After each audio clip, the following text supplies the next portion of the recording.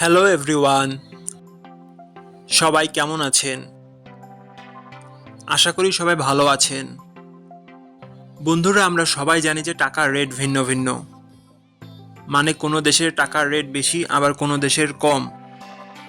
কিন্তু আপনি কি জানেন আজকের দিনে দুবাইয়ের 1 দিরহাম সমান বাংলাদেশের কত টাকা হয়? আপনার ধারণা কি ঠিক, নাকি অবাক হওয়ার মতো কোনো চমক আছে? এই ভিডিওটি বিশেষভাবে আপনার জন্য তৈরি, তাই শেষ পর্যন্ত দেখুন। কারণ আপনি যদি নিয়মিত টাকার রেট জানেন, তাহলে অর্থ লেনদেন বা বিদেশ থেকে পাঠানো রেমিটেন্সে লাভবান হতে পারেন। আজ রবিবার 14 সেপ্টেম্বর 2025।